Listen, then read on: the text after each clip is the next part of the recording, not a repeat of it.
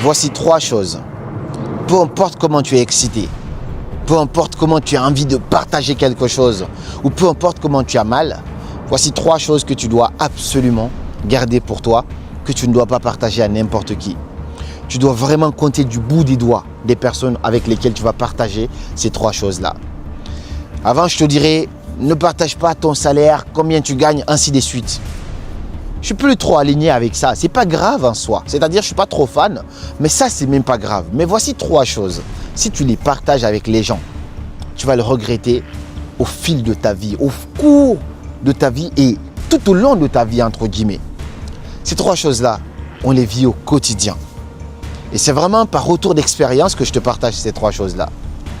La première des choses que tu dois garder pour toi, ce sont tes projets, c'est-à-dire ton futur plan. Ça ne veut pas dire que tu es en train de travailler, non, ton futur plan. Qu'est-ce que tu as envie de faire le prochain mois? Quel est le futur plan que tu as envie de mettre en place? Le futur voyage que tu as envie, la future voiture, la future maison, le nouveau investissement que tu veux faire? Garde-le d'abord jusqu'à ce que ça prenne forme et ensuite tu pourras en parler. Les statistiques ont montré que 70% des choses que l'on partage avant de le faire risquent de jamais se réaliser. 70%. Dès que tu en parles, moi chez moi à l'époque, ce que je pensais c'est qu'il y avait un esprit maléfique qui m'écoutait et quand je ne disais pas un projet, ça se réalisait. Mais dès que j'ouvrais ma bouche pour dire « Oh tiens, j'ai envie de réaliser ça, je veux acheter ça, je veux investir dans ça, le mois prochain je vais faire ci », je ne sais pas par quel hasard, mais ça ne se passait jamais. Ça ne se passait jamais. Ça s'est tellement répété dans ma vie que c'est pour ça que j'ai fini par prendre cette philosophie et dire ouais, il y a un esprit maléfique vraiment qui essaie de choper les informations dans ma vie et qui va anticiper les choses pour essayer de les annuler. Bizarrement, les seuls projets où j'ai fermé ma bouche et j'ai agi dans le silence, j'ai vu ces projets-là se réaliser. Des voyages, des investissements, des business, des relations, ainsi de suite. Voici la première chose que je t'invite à garder pour toi. Ça veut dire que parfois, on a envie de partager, on a envie d'extérioriser, on a envie de nous aussi partager avec quelqu'un. Si c'est avec un coach ou un psy, tu peux. Mais quand tu en parles, peut-être une personne, mais lorsque tu en parles, déjà le problème c'est que tu vas baisser l'intensité de l'émotion qui te pousse à réaliser ce projet. Quand je suis motivé à lancer une formation ou à faire une conférence, lorsque j'en parle pas, je suis toujours dans cet enthousiasme-là. Mais lorsque j'en parle, je célèbre parce que quelqu'un va « Ah, félicitations, c'est un super beau projet ». Ce fameux félicitations-là, c'est comme si j'avais déjà réalisé la chose. Alors que non, je n'ai pas réalisé encore. Donc ça, c'est quelque chose que tu dois garder pour toi. Et une fois que tu as pu réaliser ça, les gens vont commencer maintenant à voir et tu vas profiter des bienfaits. Mais le fait d'en parler, tu profites des bénéfices de faire une action sans réellement faire cette action-là. Et l'autre inconvénient dans tout ça, c'est que moi, je viens de l'Afrique et même ceux qui sont spirituels, on en parle, on dit que l'œil existe. J'ai vu des gens te dire félicitations, « Oh, je suis super content, bravo », te féliciter, commenter tes posts avec joie. Alors qu'au fond d'eux, ils te souhaitent le malheur. Alors qu'au fond d'eux, ils sont jaloux de ce que tu es en train de réaliser. C'est mieux d'actionner, de faire la chose. Et ensuite, être confronté à l'œil. Mais tu l'as déjà fait. L'œil va maintenant essayer de gâcher, mais tu l'as déjà fait. Si tu veux savoir encore un peu plus, à chaque fois que je dois acheter une voiture, ou un appartement, ou une maison, je n'en parle pas sur les réseaux. Je ne suis pas cet entrepreneur qui veut vendre sa vie pour pouvoir vendre quelque chose aux gens. Non, pas du tout. Je suis là en toute authenticité et j'ai eu des voitures que je n'ai jamais montrées sur les réseaux. Récemment, j'ai osé mettre un bout de ma voiture sur les réseaux et je vous jure que quelques jours plus tard, j'ai eu un accident. Je me suis dit, waouh, coïncidence. Un autre jour, j'ai encore refait une autre bêtise, j'ai encore mis un bout de ma voiture. Quelques jours plus tard, la police m'a arrêté. En fait, je voyais des choses qui se répètent comme ça encore et encore. Et ça confirme encore cette même philosophie. Avant, j'étais silencieux, personne ne voyait. Maintenant, tu montres, tu commences à voir l'œil autour de ça. Il faut garder tes projets. Je ne te parle même pas de ta voiture, ta maison. Si tu as réalisé ça et que tu es fier de toi, c'est déjà fait, vas-y. Il faut garder tes projets pour toi. Tu vas acheter une nouvelle voiture, attends de l'avoir achetée et après en parle. Tu veux sortir avec telle personne, attends de sortir avec et après en parle. Tu veux construire dans tel endroit, voyager ici, Attends de prendre ton billet, de faire même le premier pas du voyage et après en parle. Même mes voyages, ça s'est passé plusieurs fois dans ma vie. À chaque fois, j'en parle, je dis, je dois aller à tel endroit, tel jour, j'y vais pas. Je ne sais pas pourquoi il va se passer quelque chose, j'irai pas. Mais quand j'en parle pas, bizarrement, et que les gens doivent juste me voir là, ben c'est magnifique. En tout cas, quand c'est pour les vacances, quand c'est les conférences, il y a trop d'énergie, on ne peut pas m'arrêter par rapport à ça parce que je ne suis pas le seul impliqué. Mais voilà un petit peu. Ça, c'était la première chose. Deuxième chose que je t'invite à garder secrète pour toi, la troisième elle est encore plus pertinente d'ailleurs, c'est la vérité. Cette deuxième chose, ce sont tes faiblesses. Ouais. J'ai toujours été du genre à faire confiance facilement à certaines personnes. Je dis ouais, cette personne est bienveillante, je pense que c'est un frère, c'est une sœur, je vais pouvoir lui partager mes faiblesses, peut-être qu'il va pouvoir m'aider à traverser ça, ainsi de suite. Il faut faire super attention à qui tu partages tes faiblesses. Parce que certaines personnes, lorsque tu leur partages tes faiblesses, ils vont essayer de se servir de ça pour profiter de toi. J'en ai connu l'expérience. J'étais dans le besoin. Je me suis confié à certaines personnes. Ils ont essayé de me closer pour me soutirer de l'argent. Ils disent ouais, je pense que là, il est dans une situation un peu fragile. Allez, vas-y, je vais essayer de le soutirer un maximum. Confie-toi à des gens professionnels. Confie-toi à des gens où tu penses que c'est une relation professionnelle qui te lie à ces personnes-là, pas juste une relation de fraternité. En tout cas, partage pas tes faiblesses. Garde-les pour toi. Ne le partage pas à ton entourage, aux gens autour de toi. Parce que quand on connaît tes faiblesses, on va l'utiliser contre toi. Ça, c'est une.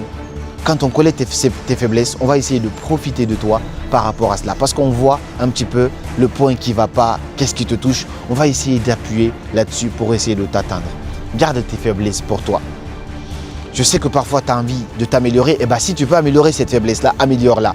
Si c'est une faiblesse que tu peux améliorer, garde-la pour toi. Tu sais que c'est ta faiblesse, mais ne le montre pas aux gens. Parce que lorsque les gens sauront cela, ils vont essayer de profiter de cela pour te faire du mal ou pour t'atteindre. C'est comme par exemple, tu as une cicatrice ici. Ok? Tu as cette cicatrice. Moi, par exemple, c'est le cas pour moi. Si moi, je sais que ça, c'est quelque chose que je ne peux pas changer, il faut que je l'accepte pleinement. Il ne faut pas que je sois en méfiance par rapport à ça, il ne faut pas que je sois dans le rejet par rapport à ça, ainsi de suite. Étant donné que je ne peux pas le changer. Si je pouvais le changer, j'allais aller faire quelque chose pour le changer. Maintenant, étant donné que je ne peux pas le changer, imaginons que je n'étais pas à l'aise avec ça. Si moi, je cachais ça à chaque fois et qu'un jour, je dis à quelqu'un, ouais, tu sais, moi, je mets ma chemise tout le temps vers ici, c'est pour pas que quelqu'un voit ma cicatrice, ainsi de suite, la personne va se dire, ah tiens, c'est intéressant. Ça veut dire que ça, c'est sa faiblesse. Un jour, la personne pourra profiter de cette information-là pour partager à quelqu'un d'autre et cette personne-là pourra t'atteindre. Peut-être qu'aujourd'hui, tu es ami avec quelqu'un, tu penses que non, mais on ne sait pas ce que les gens peuvent devenir demain. Aujourd'hui, les meilleurs amis peuvent être les plus grands ennemis demain. Deuxième chose à ne pas partager, ce sont tes faiblesses. Et la troisième, compromis, cette troisième chose qu'il faut vraiment garder pour soi, ça c'est tellement important, ce sont les problèmes dans ton couple. Oui, les problèmes dans ton couple, dans ta relation. Quand ça se passe bien, partage si tu veux. Si tu veux, tu peux partager les bienfaits de ta partenaire ou de ton partenaire, la bonne personne que c'est, le soutien que ça t'apporte, ainsi de suite. Mais quand tu as des soucis avec ton ou ta partenaire, s'il vous plaît, faites en sorte de gérer d'abord entre vous. Si ça vous dépasse vraiment, prenez un psychologue de coach, un coaching relationnel, quelque chose comme ça. Mais ne partagez pas avec vos familles. Ne partagez pas avec vos amis, vos proches. Si vous faites ça, c'est la plus grosse erreur qu'il faut faire. Je vous dis ça pourquoi? J'ai connu deux amis. Ils étaient en couple, ils étaient tellement heureux, ils avaient des problèmes, mais personne ne savait qu'ils avaient des problèmes. Parce qu'ils s'étaient promis que peu importe le problème, ils vont le garder pour eux, ils vont résoudre entre eux. Ça fait qu'ils paraissaient toujours solides aux yeux des autres, et ils étaient vraiment solides parce qu'il n'y avait qu'eux qui connaissaient le problème. Et puis un jour, je ne sais pas par quoi ou pourquoi, ces gens-là, une personne a commencé à raconter ses problèmes à l'autre ami. Nous autres, on a commencé à en savoir un peu plus sur eux. Ce que je vous raconte, mon ami, il a connu ça. Moi, j'ai connu ça personnellement aussi. Donc, les autres ont commencé à en savoir un petit peu plus sur leur vie, sur leurs relations, quand ça n'allait pas. Oui, il m'a fait ça, il m'a fait ça. Et les autres commencent à donner leur jugement. Pourtant, vous connaissez cet adage qui dit il ne faut jamais se mêler entre deux personnes qui se sont vues nues. Vous, vous êtes vus nus, mais les autres ne vous ont pas vu comme ça. Vous, vous avez une sorte d'intimité que les autres n'ont pas. Vous pouvez vous tolérer et pardonner certaines choses, les autres ne peuvent pas. Le problème, quand tu partages les choses négatives sur ta partenaire, les gens vont par exemple commencer à juger. Ouais, mais ce qu'il a fait, c'est pas bien. Ça, c'est de la manipulation. Là, il est toxique, ainsi de suite. Parfois, dans un couple, les gens peuvent même arriver à se séparer un petit peu temporairement. Il faut le garder pour vous. Parce que quand tu partages à tes amis, aux autres, tu vas leur dire « Ouais, bah, on n'est plus ensemble, ainsi de suite ». La prochaine fois que cette personne-là va te contacter, vous allez essayer de trouver un terrain d'entente, vous entendre, ainsi de suite. Tu vas avoir un peu cette honte-là, cette peur de dire aux autres « Ouais, c'est bon, on s'est remis ensemble, ainsi de suite », parce que tu as peur d'être jugé. Bonjour. Parce que tu as peur d'être jugé. Donc le truc, c'est que à chaque fois, tu vas avoir une sorte de pression. La relation, ça sera plus toi et l'autre, ça sera toi, l'autre et les autres. Tu vois, toi, ta partenaire ou ton partenaire et les autres. Parce que ton avis va compter sur la personne, mais l'avis aussi des autres. Tu vas même parfois avoir peur de fréquenter cette personne à nouveau, par peur du regard des autres. Et ça arrive uniquement parce que toi, tu as décidé de partager à l'extérieur. Il y a des cas particuliers. Si tu vis une relation toxique, où c'est violent, où tu te fais battre et tout ça, il faut en parler. Mais ça, il ne faut même pas rester dans la relation, il faut juste sortir. C'est très rapide. Si tu n'as pas les couilles de partir, là, tu peux en parler parce que là, c'est... Mais des petits problèmes, des petits soucis de la relation, ainsi de suite, n'en parle pas à ta famille. Parce que toi, tu peux pardonner, mais ta famille ne peut pas pardonner. Parce que ta famille n'a pas connu cette personne. Ta famille ne connaît pas réellement cette personne. Toi, tu peux pardonner, mais tes amis ne peuvent pas pardonner. Et surtout, parfois, malheureusement, tu as des amis qui sont célibataires. Leur prière, c'est que toi aussi, tu sois dans la même équipe qu'eux.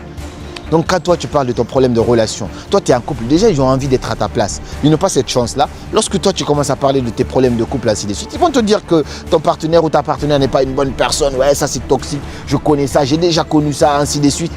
Et là, tu vas te voir en train de te méfier de ton ou ta partenaire. Et tu vas voir que ça va rendre ta relation fragile. Et cette relation ne peut plus jamais. Dès qu'il y a des bouches extérieures qui se mêlent dans une relation, cette relation ne peut plus jamais aller plus loin. Garde tes problèmes de couple pour toi. Garde tes problèmes de relation pour toi. Quand les choses se passent bien, dis du bien de ta partenaire, mais garde le mal de cette personne-là et traitez ça en privé. Discutez, communiquez, mettez les choses à table.